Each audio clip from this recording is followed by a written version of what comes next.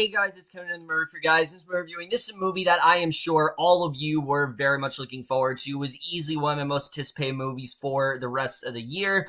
It was definitely, a film that I think we have all wanted for a very long time, and now we finally have it, and that is none other than The Disaster Artist.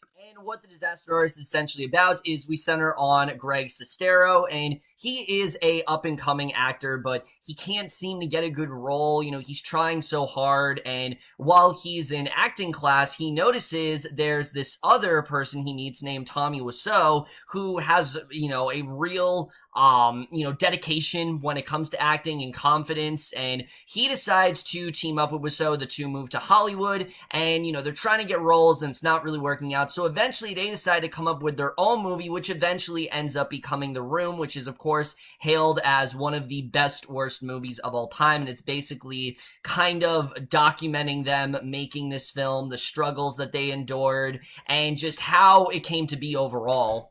So, The Disaster Artist in general, I obviously was very much looking forward to this movie.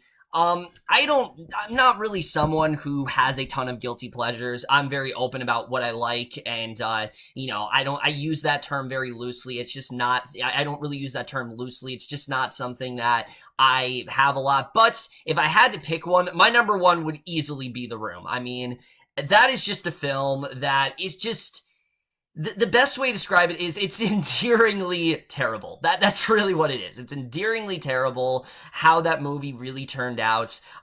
Just everything about it, certain scenes. I mean, I watched it the other day, and it still is fantastic. It's one of those bad films that you can just watch, and it truly never gets old. I mean, there's certain bad movies that, like, you don't ever want to go near again. And there are movies, I mean, everyone has those films. But The Room is one where you constantly find yourself going back to it, because you find more and more stuff about it, and you're just fascinated by how it actually came to be.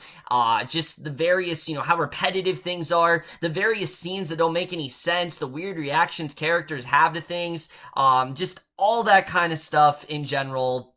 I was so looking forward to in this movie. I was really hoping that this would give us a very good look into The Room, show us really what that project was all about, how it really did come to be, who Tommy Wiseau really was.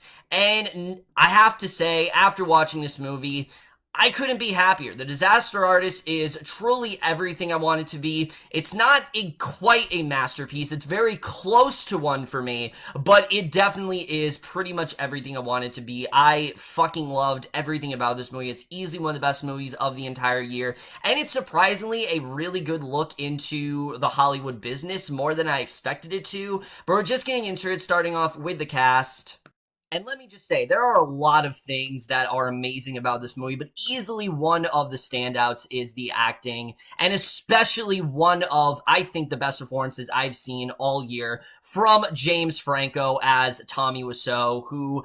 I know a lot of people were very on the fence about this role when it was announced that Franco was being casted. Was he going to get the look down right? Was he going to get the voice down? Let me just say...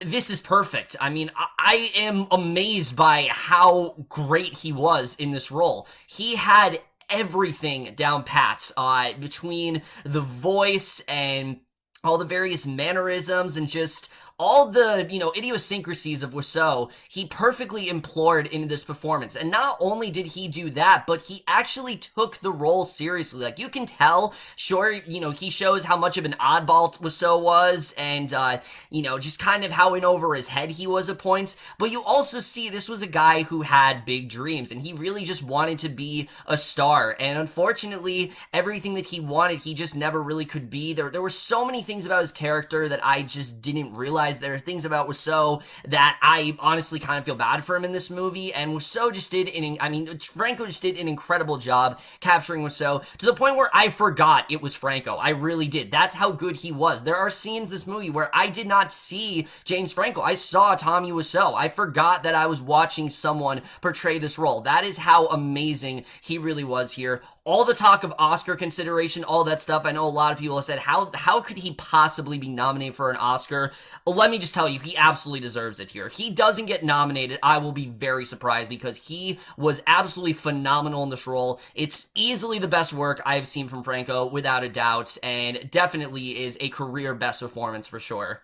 But not too far behind him is, in fact, his brother, Dave Franco, as Greg Sestero, who is technically our main character here because he's like the one kind of telling the story, but he still does a fantastic job. He holds his own very well here. You can see that he, in some ways, is very much influenced by Wiseau, but he also is very much inspired by him. And it's not because of, the fact that Wiseau is this amazing idea. It's just that he's very confident, and you can tell that he has a can-do attitude. And that's one of the things I loved about Sestero, especially when it comes to when he made the film. I mean, you can tell he's definitely not necessarily, think that this is the greatest thing he's ever read, but he very much treats it that way. He's a very patient guy. He's someone who is so dedicated and endlessly supportive to Wiseau, and their bonding is one of the best parts of this entire film. I really just love getting into these two roles. I thought they both did an incredible job here. It was such a smart choice to cast these two as both Wiseau and Sestero, and I honestly couldn't ask for anyone else in this role because they both really were phenomenal here.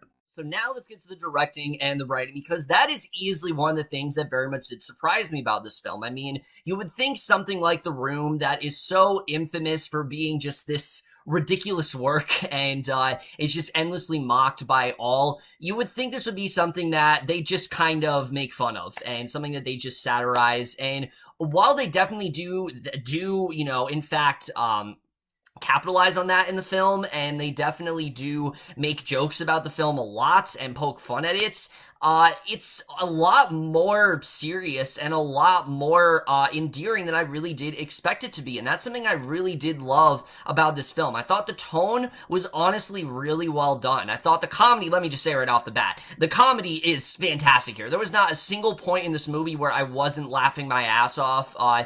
Every joke at least got a chuckle at me, at least got a small chuckle. Everything that you've ever wondered about The Room is pretty much making note of here. Everything that we've ever made fun of, they make fun of in this movie, and that's something I really did love. However, what this film really is less of how they made The Room and actually about these two characters' friendships. And I know they're not characters, but I mean, for lack of a better term, that's what they are in this movie, but that's really what this is. It's about Sestero and Wiseau's very unique friendship, the trials and tribulations that they really did go through, and like I said, they really do tackle this in a very serious manner. That's something I definitely was not expecting here, but I thought it was very welcomed. It got me to really get a lot more invested into the story. It honestly did get me a little bit more sympathetic towards Tommy, and really did show how he came up with this idea, and I thought it was honestly really well done. The screenplay is easily one of the best I have seen all year. It's just such a consistent, endlessly entertaining screenplay that really never has a low point. This is one of those films where they're always moving.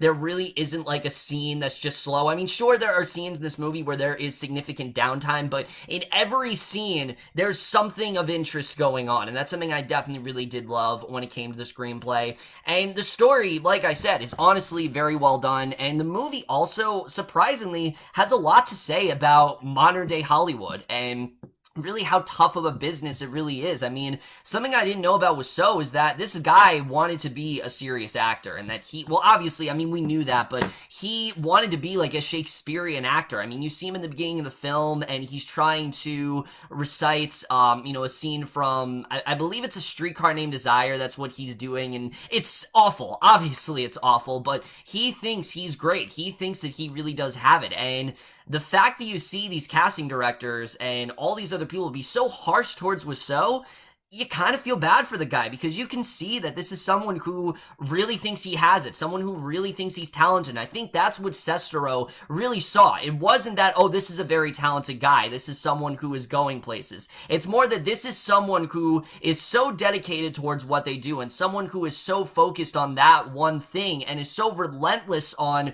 being an actor that they don't let anything stop them. They don't let anything get in their way. And that's something I really did love about the character throughout the film. However, the film doesn't shy away from the fact that, I mean, Wiseau was pretty crazy, and I mean, even more than I expected. I mean, there were things in here that I had no idea. There are scenes in this movie where you can see how dedicated he was, to the point where there were points where he didn't even let his actors drink water. Yeah, I'm not joking. There's a whole section where they're asking for water, and he's like, oh, no, they don't drink water. That doesn't happen. No water. This is a real Hollywood movie. You don't drink water here. And there's a section where, you know, he's not turning on the air conditioning. I mean, he was extremely harsh to his actors, but you can see that all through all the blood, sweat, and tears, this guy was dedicated. He did whatever he could to make this movie, and because of that, while you can see this sort of monstrous, villainous side of Wiseau, you can also see, like I said, the endearing side, and I thought they did handle that in a very well done manner. I thought that was definitely very well done, but I also love the way the film does hone in on how these people really did see Wiseau and what they really did, you know, kind of say behind his back. The film doesn't shy away from that either. And like I said, every joke you've ever made about The Room is pretty much thrown into this movie. I mean, even little things like, for example, what is the significance of the water bottle? You find out in this movie. I've always wanted to know, why is he holding a water bottle in that scene? Well, you find out in this movie what that's really all about. What's the whole deal with Claudette's breast cancer? Why is that never brought up again in the movie? You find out in this film. You know, why is Wiseau, when he has sex with Lisa, why is he smashing her in her belly button? Well, you find out in this film. I mean, there are so many things. They really just, it covered every nook and cranny, and that was something I was just so elated about. I was so happy that they covered everything. I felt so satisfied when it came to that, and that's something I really did love here. Really my only nitpick when it comes to this film, and I say nitpick because this is something where it is a flaw now, but I could definitely see this not becoming as much of a flaw if I really think about it. Because the film is so centered on Cicero and Wiseau, the other characters just don't really feel like one. They don't really have much of an arc. They're just kind of in the film. But honestly, I think it does make sense because this very much is just Cicero's recollection of events and him just kind of recounting what happened. And I mean, it's very focused in that way. Like, it's focused very much on their relationship. It's not really focusing on his relation with his girlfriend, which I will admit was actually very rushed. I felt like they didn't really do too much with that. And some of the other characters I didn't really think had a ton to do either. But they had enough where I wasn't necessarily disappointed. I thought they did enough with them, and there was definitely enough paid to them. They're just not really characters in this movie. So if you're expecting Seth Rogen to have this amazing character, you're gonna be a little bit let down because he doesn't really have a lot to do in this film. I mean, really, this film, you know, James Franco and Dave Franco, they are the main actors, and everyone else is just kind of supporting, and I was fine with that. I really didn't have a problem with them doing that here. I thought it made sense for this film. Also, cinematography I thought was very well captured. You really did get that 90s-esque feel throughout this film, and I very much did enjoy that. The score as well, I loved here. It's easily one of my favorite scores the entire year. So much great 90s music that perfectly put me back into that time period. I mean, I wasn't alive in the 90s. Well, I technically was. I was born in like 1998. So when Wiseau and Cicero first met, I was actually born. But it was really cool the way they did that. I thought they perfectly got the 90s feel down pat. And then the editing as well. This movie honestly flew by. It's like very shy of almost 2 hours. It's like 105 minutes, and it really did fly by for me. The movie honestly felt like 80 minutes to me. I was so shocked once we got to that premiere. I really was. Once we get to that premiere, which, let me also say, is just so beautifully portrayed and so beautifully handled, and I really did love the way that was done. And like I said, there are so many things that this film gets down right.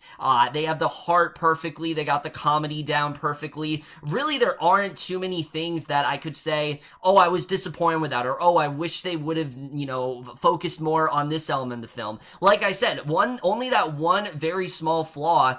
I really can't find too many complaints with this movie. As a film, I'm satisfied. I got what I wanted. I know a lot more about Tommy Wiseau than I ever would have wanted to. I mean, there's still some things that obviously we're never going to know. He's not going to tell us his age. He's not going to tell us where he grew up. And that's just stuff that I guess Wiseau just doesn't want to admit. I mean, it's obvious Wiseau did not grow up in New Orleans. I mean, we know that. We know very well he did not grow up there. You know, his accent is way too strong to be a New Orleans accent. I'm pretty pretty sure he grew up in, like, say, some part of Western Europe or something like that. I don't know exactly the area, but he probably grew up somewhere around there. But those are just things we're never going to know. So it made sense why the film obviously, didn't do much with that. But the film even, kind of hones in on that issue, that he is very confidential, and that he doesn't tell a lot of people things about his personal life. And you can see how they start to get very angered about that. And that's something else I really love what the film did. And I have to say, because of how well this film did get down the characterization of Tommy Wiseau, when we get to the ending of the film and it's the premiere and, everyone's having a great time and there are scenes that, everyone laughs at, myself included, there was a certain point where I'm like, wait, am I supposed to be laughing at this? I mean, I genuinely felt bad for Tommy Wiseau. Like, I really did. You could tell this was his creation and they just weren't... It wasn't received in the way that he intended it to, and I genuinely did feel bad for him. And the way the movie was able to do that, a film that's just so ridiculous and out there, the way they were actually able to get me to feel genuinely bad for Wiseau just really contributed to how great this film really is and how much it actually does care about Tommy Wiseau. As much as it does, again, like I said, poke fun at him, it does just as great as a job at really showing how inspiring and creative of a guy he really was. And that's something that I absolutely loved about this film. Really, as a whole, The Disaster Artist is a phenomenal film. I really loved what we got here. I think this has so much potential at the Oscars, which I still can't believe I'm actually saying for a film that is written and directed and stars James Franco. It's just crazy to think about that this actually has Oscar potential, but honestly, I think it really does. It really gets the characters down perfectly. It gets you to care a lot more about them than you'd expect it to. It does a great job of poking fun at the room, but also kind of acknowledging sort of its endearing quality as well and why it's so worshipped by so many throughout the years. I think they did a very good job with that. Oh, also, stay after the credits, for sure. Stay after the credits. You definitely are not going to want to miss it. There is a fantastic post-credit scene that is probably one of the most genius post-credit scenes I've seen in a while. I was just so well done. I absolutely love The Disaster Artist. I really can't ask for anything more. This was pretty much everything I really wanted to be, aside from those few small complaints that I have, and I'm absolutely going to give The Disaster Artist overall an A. So overall, guys, The Disaster Artist. So most guys saw this movie overall. Love your thoughts in it. Definitely check out this movie if you haven't. Even if you haven't seen The Room, I do still think you should watch this movie. Now, I will say, if you're not as in on the jokes, when it comes to The Room, then maybe there won't be stuff that you will be laughing as hysterically at. But I do think everyone will get something out of this movie. I think, even people that haven't watched The Room will definitely get something out of this movie. And that's when you know you have a really great film on your hands. But that's my review. Hope you guys enjoyed. See you guys in my next video, and I will see you guys for that. Okay, bye. Moving on.